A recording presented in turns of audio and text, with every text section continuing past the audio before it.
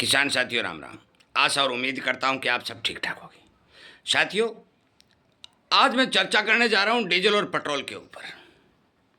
विशेषकर किसान को डीजल की जरूरत होती है और मैं डीजल के ऊपर विशेष करके आपको जो जानकारी देने जा रहा हूं गौर करके सुनने का काम करिए। मैं एक बात आपको बता देता हूं कि मैं बार बार जब सरकार के ऊपर सवाल उठाता हूं, ये क्यों उठाता हूं? अब मैं इस वीडियो के माध्यम से सरकार का चेहरा नाकाब उतारने जा रहा हूं। और ये कोई किसी के पेट में दर्द हो तो बेशक हो, क्योंकि बहुत से हमारे किसान मित्र पार्टियों के साथ जुड़े हुए होते हैं। मुझे पार्टीबाजी का कोई मतलब नहीं। मैं सन 1960 से लेकर के 2026 आ चुके हैं, सरकारी खेल आपको समझाने जा रहा हूं।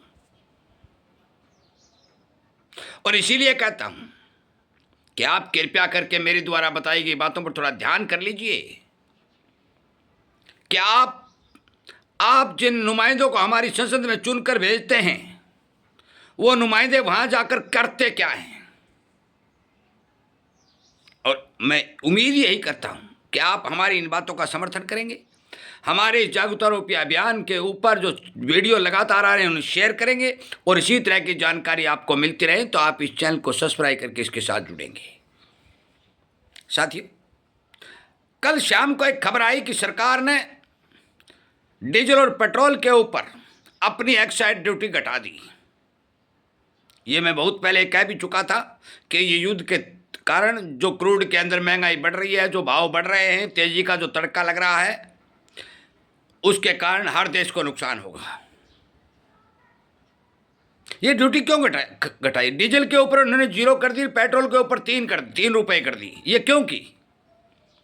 ये क्यों की? देश की महंगाई को रोकने के लिए की।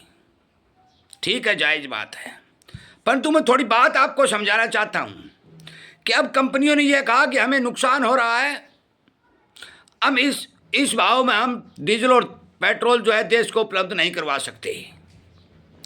तो इन्होंने क्या किया? इन्होंने ड्यूटी घटा करके डीजल पर 0 और पेट्रोल के ऊपर 3 रुपए रख दी, मतलब 10 रुपए ड्यूटी घटा दी, 10 रुपए प्रति लीटर की। अब 10 रुपए प्रति लीटर के हिसाब से आप हिसाब लगाओगे कितना पैसा दिल्ली के खजाने में जा रहा था। ठीक है, जा रहा था, परंतु साथियों अब तो कंपनी को क्रूड महंगा पड़ गया, जिसके कारण उन्होंने ये कहा कि घाटे के अंदर हम माल नहीं बेच सकते। परंतु थोड़े दिन पहले, 2 महीने पहले, जब क्रूड 65, 60 और 58 रुपए था, उस टाइम तेल भी यही 88, 90 और 92 रुपए था, तो कंपनी कमा कितना रही थी।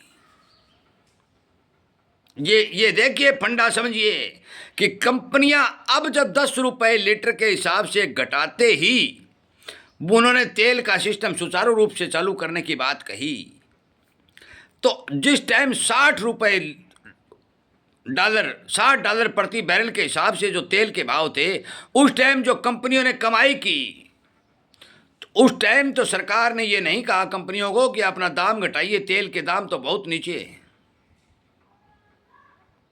ऊंचे दाम बढ़ते हैं तो सरकार भी तो ड्यूटी घटाती है। बाजार में इंडस्ट्रियल डीजल के भाव बढ़ाए गए, भाव भी बढ़ाए जाते हैं, परंतु जब दाम घटते हैं, जब कुछ नहीं किया जाता और कंपनी अपना घर बढ़ते रहती है। आज जब क्रूड 100 रुपए के नज़दीक पहुंचा तो उन्होंने दाम भी बढ़ा दिए, ड्यूटी भी घटवा ली, और जब 60 रुपए था तब ना तो ड्यूटी की जिक्र किया और ना दाम घटाने का जिक्र किया।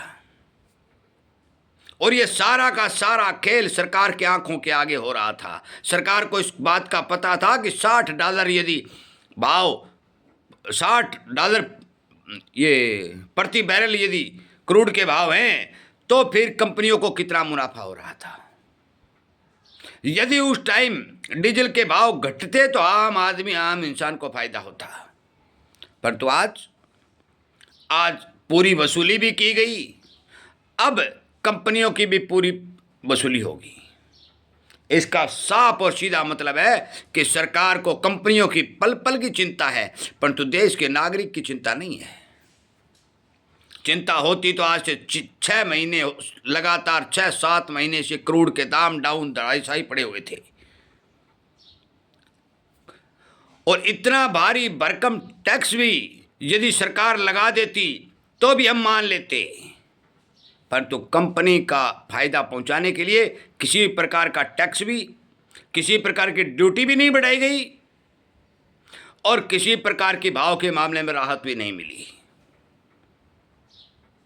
और जब कंपनियों की बारी आई तो ड्यूटी भी घटा दी गई और राहत भी दे दी गई। साथियों, सरकार ये बात कह रही है कि तेल की व्यवस्था सुचारू रूप से देश में चलेगी। हाँ चलेगी, कितने दिन चलेगी इस बात का किसी को पता नहीं, ये पत्ते कोई खोलने को तैयार नहीं है, परंतु एक बात विश्वास के साथ कह सकता हूं कि सरकार के पास तेल का संपूर्ण तौर पर भंडार है, और उस भंडार के चलते ही 5000 मैट्रिक टन तेल जो है बांग्लादेश को जो भारत ने दिया, वो इस बात का सबूत है कि हमारे पास सरप्लस माल है। दूसरी बात, रूस से जो माल आ रहा है उस सप्लाई में कोई बाधा नहीं है, और सरकारी कंपनियां लगातार वो माल ला भी रही हैं, परंतु रूस अब की बार गहरे समुद्र में गोते लगा रहा है, क्योंकि वो टाइम जब था जब भारत का दोस्त बनकर $13 प्रति बैरल के हिसाब से भारत को सस्ता तेल देता था, अब वो $4 प्रति बैरल के हिसाब से कमा रहा है।